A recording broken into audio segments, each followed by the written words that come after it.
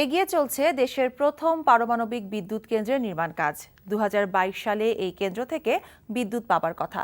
তবে পারমাণবিক কেন্দ্র নির্মাণ ও পরিচালনায় ঠিকঠাক নিরাপত্তা নিশ্চিত করাই সবচেয়ে বড় চ্যালেঞ্জ বলে মনে করেন জ্বালানি বিশেষজ্ঞরা। কিন্তু সর্বাধুনিক প্রযুক্তি ব্যবহার করায় এই কেন্দ্রে বিপর্যয়ের শঙ্কা নেই বললেই চলে বলে দাবি প্রকল্প বাস্তবায়নকারী সংস্থার। রূপপুর পারমাণবিক বিদ্যুৎ কেন্দ্র নিয়ে রোকন উদ্দিনের 2 পর্বের ধারাবাহিকের প্রথম পর্ব আজ। ছবি তুলেছেন রিপন মৃধা। 1961 সালে পাবনার ঈশ্বরদীতে পারমাণবিক বিদ্যুৎ কেন্দ্র নির্মাণের পরিকল্পনা করা হয়। প্রায় 300 একর জমিও অধিগ্রহণ করা হয়। কিন্তু মুক্তিযুদ্ধ শুরুর আগেই সেই সময়ের পাকিস্তান সরকার প্রকল্পটি সরিয়ে নেয় পাকিস্তানে। বাংলাদেশ স্বাধীন হবার পর পারমাণবিক বিদ্যুৎ কেন্দ্র নির্মাণে নানান সময়ে আলোচনা হলেও অর্থের যোগান না থাকায় নির্মাণ কাজ শুরু করা যায়নি। 2009 সালে রাশিয়ার সাথে আলোচনার পর সেই সংকট কেটে যায়। সে বছরই সমঝোতা স্মারক আর পরের বছর 21শে মে দুই দেশের সরকারের মধ্যে বিদ্যুৎ কেন্দ্র নির্মাণে চুক্তি স্বাক্ষরিত হয়। প্রকল্প নির্মাণে জমি অধিগ্রহণ করা হয় 1062 একর। বর্তমানে মাটি ভরাট সহ প্রস্তুতিমূলক কাজের 80% শেষ হয়েছে বলে দাবি নির্মাতা প্রতিষ্ঠানের।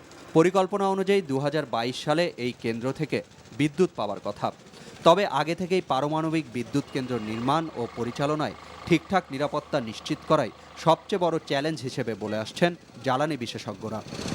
এইটা উন্নত দেশের জন্যই একটা চ্যালেঞ্জ, আর অনুন্নত দেশের জন্য তো আমি মনে করি এটা অসীম চ্যালেঞ্জ। আমরা যদি লক্ষ্য করে দেখি, অনুন্নত দেশে এখনও কিন্তু এরকম স্কেলে নিউক্লিয়ার পাওয়ার প্ল্যান্ট কেউ তৈরি করতে পারে নাই।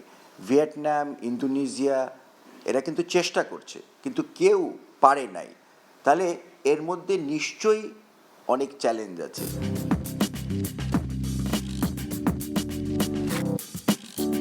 তবে সব ধরনের বিপর্যয়ের কথা মাথায় রেখেই 5 স্তরের নিরাপত্তা ব্যবস্থা নিশ্চিত করা হয়েছে।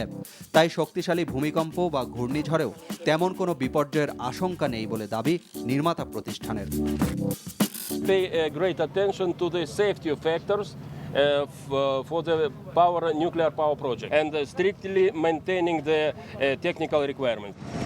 অনেকে প্রশ্ন তুলছেন এই কেন্দ্র পরিচালনায় যে বিপুল পরিমাণ পানির প্রয়োজন, পার্শ্ববর্তী নদী থেকে বছরের পর বছর তার যোগান মিলবে কিনা।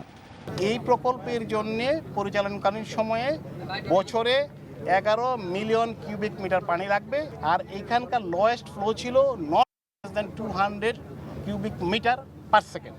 সুতরাং সারা বছর কত, এবং প্ল্যান্টে আমাদের ইনবিল্ট আমাদের কুলিং টাওয়ার থাকবে, সেখান থেকে 50% উইল মেক আপ। পরিকল্পনা অনুযায়ী এই প্রকল্পের মূল কাজ শুরু হবে আগামী বছরের আগস্টে। এই বিদ্যুৎ উৎপাদন কেন্দ্রে জমি অধিগ্রহণের পর এখন চলছে জমি ভরাটের কাজ। তবে যে কোনো পারমাণবিক বিদ্যুৎ উৎপাদন কেন্দ্রে সবচেয়ে বড় চ্যালেঞ্জ হলো নিরাপত্তার বিষয়, এবং সেটিকে গুরুত্ব দেওয়ার বিষয়ে জোর দিচ্ছেন স্থানীয় বিশেষজ্ঞরা। রোকন উদ্দিন, এনটিভি নিউজ, ঈশ্বরদী, পাবনা।